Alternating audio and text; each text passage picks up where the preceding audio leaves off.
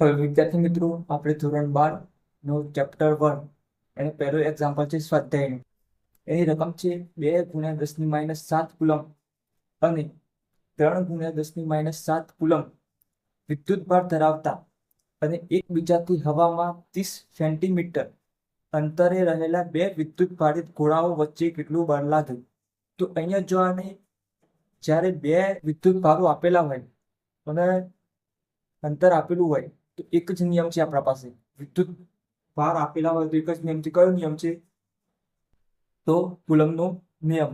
હવે જે રકમમાં આપેલા છે તે આપણે લખી દેવાનું પહેલા. તો અહીંયા બે વિદ્યુત ભારો આપેલા છે, તો વિદ્યુત ભારો કયા છે એમને Q1 અને Q2 નામ આપી દેવાના. Q1 = 2 × 10⁻7 coulomb.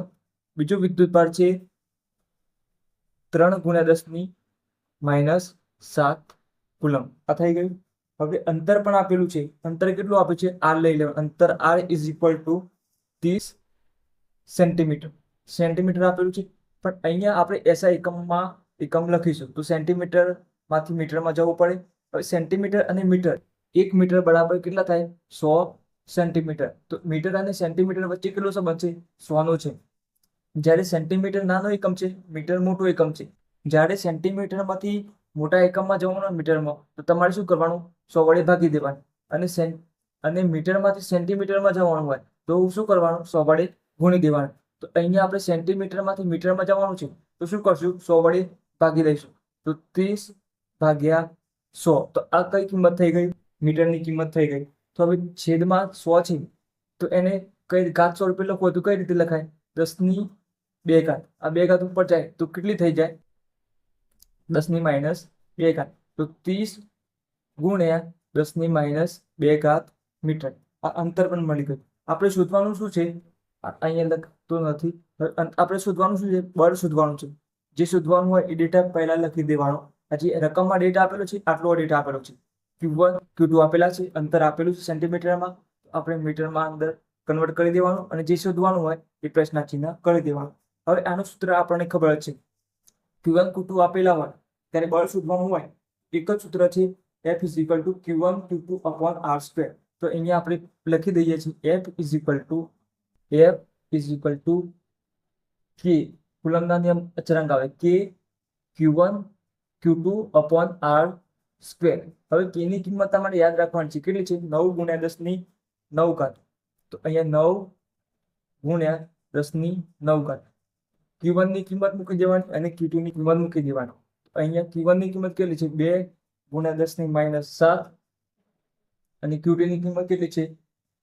3 × 10⁻7. આ થઈ ગયું. હવે શું કરવાનું છે? R ની કિંમત મૂકવાની છે. અહીંયા R² છે. R ની કિંમત કેટલી છે? R ની કિંમત 30 × 10⁻2. એના ઉપર વર્ગ છે તો વર્ગ કરવાનો. હવે શું કરવાનું છે?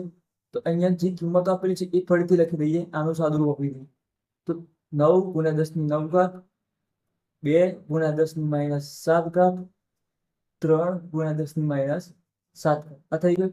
હવે અહીંયા 30 નો વર્ગ અને અહીંયા 10⁻2 નો વર્ગ છે. તો 30 નો વર્ગ કરવો હોય તો શું કરવાનું? પહેલા 3 નો વર્ગ કરવાનો.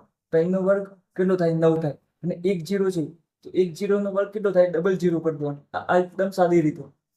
આ રીતના 30 નો વર્ગ કરવો છે આપણે. 30 નો વર્ગ તો શું કરશું? 3 નો વર્ગ કરી દઈશું પહેલા. 3 નો વર્ગ, આ રીતના 3 નો વર્ગ અને 1 0 નો વર્ગ કેટલો થઈ જશે? તો 3 નો વર્ગ 9, 1 0 આવે તો ડબલ 0, 2 0 નો વર્ગ આવતો હોય તો 4 0 લગાવી દેવાનું. શું કરવાનું? 4 0 લગાવી દેવાનું. તો એકદમ ઇઝી રીતે વર્ગ થશે 0 પાછળ હોય ત્યારે. હવે અહીં 10⁻2 છે એનો વર્ગ છે તો ઘાતમાં શું થાય? ગુણાકાર થાય. 10 ની કેટલી થશે? -4. આ થઈ ગયું. હવે આપણે સાદુરૂપ આપવાનું છે વગર કેલ્ક્યુલેટર આપી શકીએ છીએ. અહીંયા 9 કેન્સલ કરી શકીએ છીએ. આપણે 900 લખવા છે 900, આપણે 9 × 100 લખી શકીએ 100. અહીંયા 9 9 કેન્સલ કરી નાખું ડાયરેક્ટ. અહીંયા તો અહીંયા શું હોય? 1 હોય. શું હોય? કશું ના હોય તો 1 હોય. ના ખબર પડે તો અહીંયા તમારે 900 ને 9 × 100 કરી દેવા. તો આ 9 9 કેન્સલ થઈ જાય. 100 વધ્યા છે તો 100 ને આપણે કઈ રીતે લખી શકીએ? 10⁻2 સ્વરૂપે લખી શકીએ. તો 10⁻2 સ્વરૂપે લખી દીધો. હવે ઉપર કેટલા વધુ છે? અહીંયા 2 × 3 તો કેટલા થઈ ગયા? 6. કેટલા થાય? 2 ગુણ્યા 3 6 થઈ ગયા. હવે અહીંયા 9 છે, 9 અને અહીંયા કેટલા છે? 7 ને 7 14. અહીંયા જો 9 માંથી 7 જાય તો કેટલા વધ્યા? 2 પ્લસ 2 ઘાત વધે. 9 માંથી 7 જોય તો કેટલા વધે? +2. +2 માંથી -7 છે. અહીંયા જો બાદબાકી કરી દેવાની તમારે. તો 9 માંથી 7 જ્યાં તો કેટલા વધ્યા? 10 ની 2 ઘાત પ્લસ અહીંયા કેટલા છે? 10 ની -7 ઘાત છે. તો આ બંને આધાર સમાન તો ઘાતની શું થાય? સરવાળો બાદબાકી. તો 2 માંથી -7 કઢાવે એટલે 7 માંથી 2 જાય તો કેટલા વધે? 5 વધે. મોટી નિશાની મોટી સંખ્યા 7 છે તો અહીંયા કેટલા વધે? 10 ની -5 ઘાત વધે. આ ઉપરલાનું સાદું. હવે નીચે કેટલા છે? નીચે તો 10 ની 2 ઘાત અને 10 ની -4 ઘાત. તો નીચે 10 ની -2 ઘાત વધી. ઉપર જાય તો કેટલા થઈ જાય? +2. તો કેટલા વધે? 10 ની 3 ઘાત વધે. પણ કેટલા વધે? 10 ની -3 ઘાત વધે. આ આપણો જવાબ નથી.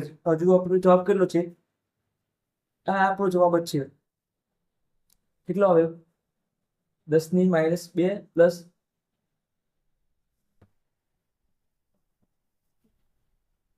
હવે આ 10 ની -2 અને 10 ની -4 ઉપર જાય તો કેટલા થાય? 10 ની -2 વધે. ઉપર જાય તો +2 વધે. અહીંયા તો અહીંયા કેટલા વધે? 10 ની -3. અહીંયા ન્યૂટન આપણો જવાબ છે. 6 ગુણ્યા 10 ની -3 ન્યૂટન. હવે અહીંયા જુઓ બંને મૂલ્ય ધન હોય. અહીંયા મૂલ્ય ધન આવે કયા પ્રકારનું બળ લાગતું હશે? તો એક ધન વિદ્યુતભાર અને બીજું ધન હોય તો અપાકર્ષ. તો મૂલ્ય અહીંયા તમારે ધન જ આવવાનું છે.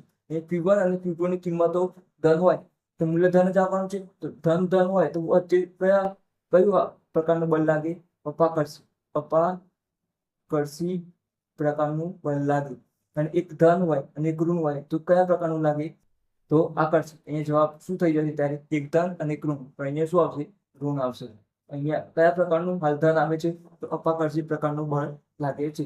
તો એકદમ સિમ્પલ ને અને એકદમ ઈઝી દાખલો હોય. આપણે એકદમ સાદું ટૂંકું કરી નાખીશું. અહીંયા જુઓ 9 ગુણ્યા 10 ની 9 ઘાત 2 10 ની -7 3 ગુણ્યા 10 ની -7 અને 30 નો વર્ગ આવે એટલે 3 નો વર્ગ કરવાનો. તો 9 અહીંયા ફરીથી સમજાવી દો. અહીંયા જુઓ અહીંયા 9 3 નો વર્ગ એટલે 9 9 કરી દેવાના. એક 0 છે એનો વર્ગ આવતો હોય ડબલ 0 મૂકવાના. આ થઈ ગયું. હવે 10 ની માઇનસ ઘાતનું શું થાય? ઘાતનું શું થાય? ગુણાકાર. 10 ની -4 થઈ ગઈ. હવે 9 કેન્સલ કરી દેવાના. થઈ ગયું. હવે 2 ગુણ્યા 3 તો 6 થઈ ગયા. હવે આપણે ઘાત જ બાકી છે. અહીંયા ડબલ 0 એટલે 100 કહેવાય. 100 10 ની 2 ઘાત કહેવાય. 10 ની 2 ઘાત. તો ના ખબર પડે તો તમારે ઘાત શું કરી દેવાનો? લખી દેવાનો. તો અહીંયા 9 છે આધાર સમાન તો ઘાતનો સરવાળો ગુણાકારમાં. ભાગાકાર હોય તો બાદબાકી. તો હવે અહીંયા 9 છે. અહીંયા કેટલા છે? -7. અહીંયા કેટલા છે? -7.